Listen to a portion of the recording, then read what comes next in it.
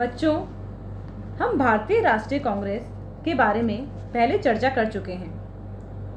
कांग्रेस की स्थापना जो कि 1885 में की गई थी, तब से लेकर 1947 ईस्वी तक भारतीय स्वतंत्रता के लक्ष्य की प्राप्ति के लिए जिन विभिन्न रूपों में कार्य किया गया, उसके आधार पर भारत के स्वतंत्रता आंदोलन को 3 भागों में विभाजित किया जा सकता है। उदार राष्ट्रीयता का काल, उग्र राष्ट्रीयता का काल व राष्ट्रीय आंदोलन का गांधीवादी युग। बच्चों, आज हम कांग्रेस के तीसरे काल जो कि 1920 से लेकर 1947 तक रहा, अर्थात जिसे राष्ट्रीय आंदोलन के गांधी युग के नाम से जाना जाता है, में असहयोग आंदोलन के बारे में अध्ययन करेंगे। महात्मा गांधी जी ने अपने सार्वजनिक जीवन का प्रारंभ 1893 में दक्षिण अफ्रीका सरकार की रंगभेद की नीति का विरोध करते हुए किया था। दक्षिण अफ्रीका में सफल सत्याग्रही की ख्याति प्राप्त करने के बाद जनवरी 1915 में महात्मा जी भारत आए तथा उनके द्वारा भारतीय राजनीति में ब्रिटिश शासन के सहयोगी के रूप में प्रवेश किया गया था।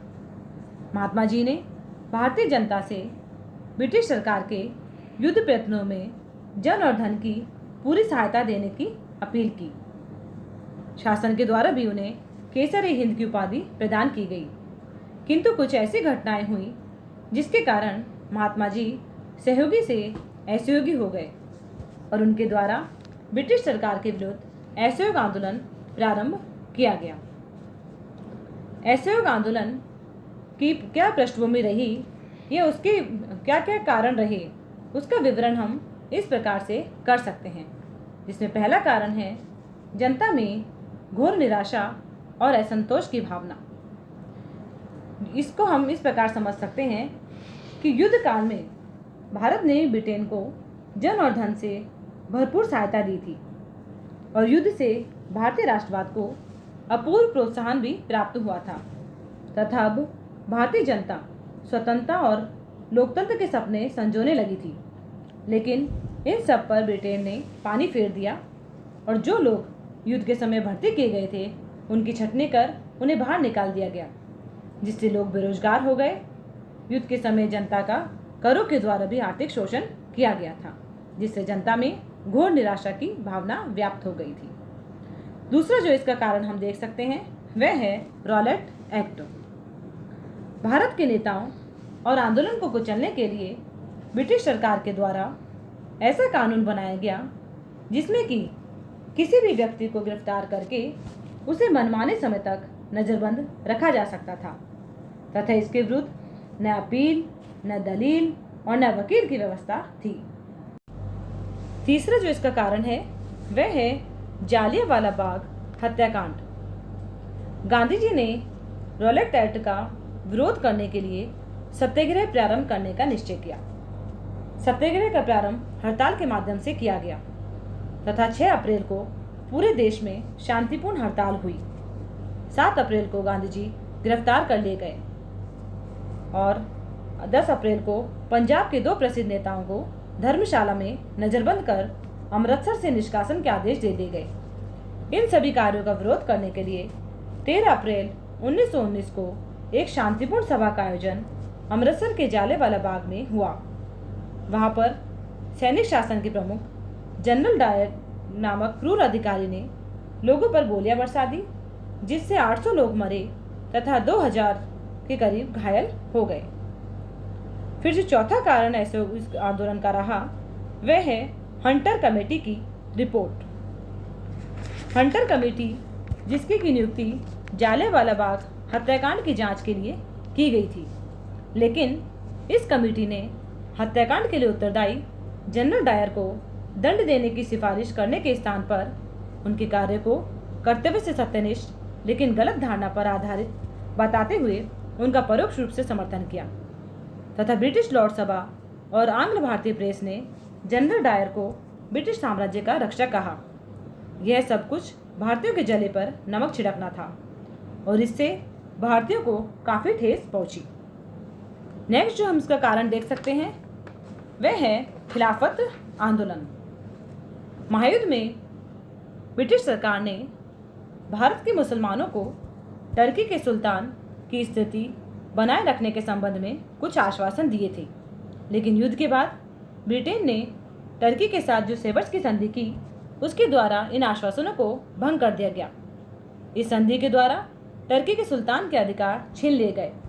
इससे टर्की के सुल्तान को अपना खलीफा अर्थात धर्म गुरु मानने वाले भारतीय मुसलमान ब्रिटिश शासन के बहुत अधिक विरुद्ध हो गए और उन्होंने खिलाफत आंदोलन अर्थात खलीफा की सत्ता की पुनः का आंदोलन शुरू कर दिया।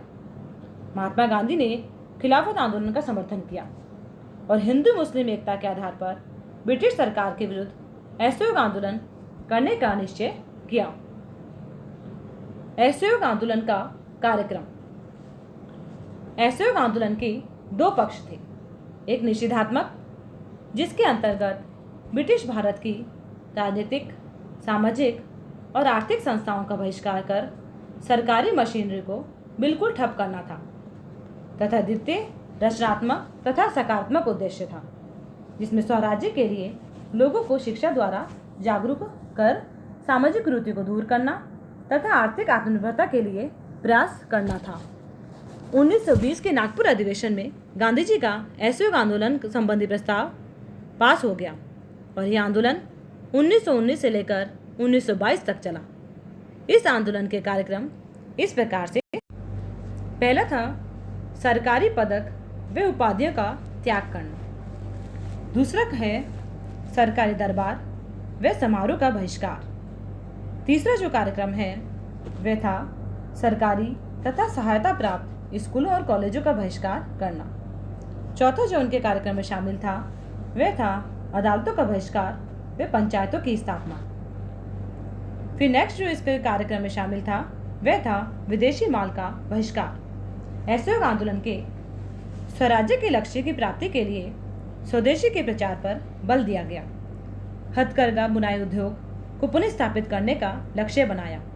यह भी तय किया गया कि सामाजिक कुरीतियों यथा अस्पृश्यता आदि का अंत किया जाए तथा हिंदू मुस्लिम एकता के प्रयास किए जाएं।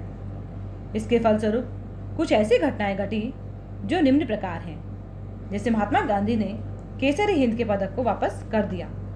जमनालाल बजाज ने राय बहादुर की उपाधि तथा ऑनरेरी मजिस्ट्रेट का पद भी छोड़ दिया। टैगोर ने सर की उपाधि का त्याग कर दिया। अदालतों का बहिष्कार किया गया तथा वकीलों ने वकालत शुरू कर दी। विदेशी वस्तुओं का न केवल बहिष्कार किया अपितु उनकी होली भी जलाई गई। गांधी जी का चरखा, सूत कातना तथा हाथ के बने सूत के कपड़ों का प्रयोग घर घर में दिखाई देने लगा। इन सभी घटनाओं से सरकार का चिंतित होना अस्वाभाविक नहीं था। फलतः सरकार का अमानवीय दमन चक्र शुरू हो गया। इसके फलस्वरूप महात्मा गांधी जी ने सरकार को अपनी दमनपूर्ण नीति में परिवर्तन के लिए 7 दिन का समय दिया था, लेकिन इस बीच एक घटना ने संपूर्ण परिदृश्य को बदल दिया तथा गांधी को असहयोग आंदोलन वापस लेने का फैसला करना पड़ा। 5 फरवरी 1922 ईस्वी को गोरखपुर जिले के चोरी चोरा नामक ग्राम में पुलिस के बल प्रयोग से जनता ने उत्तेजित होकर थाने में आग लगा दी, जिसके फलस्वरूप थानेदार और 21 सिपाही जलकर मर गए। अहिंसावादी गांधी हिंसा के इस क्रूर प्रयोग को सहन नहीं कर सके तथा उन्होंने 11 फरवरी 1922 को आंदोलन स्थगित कर दिया।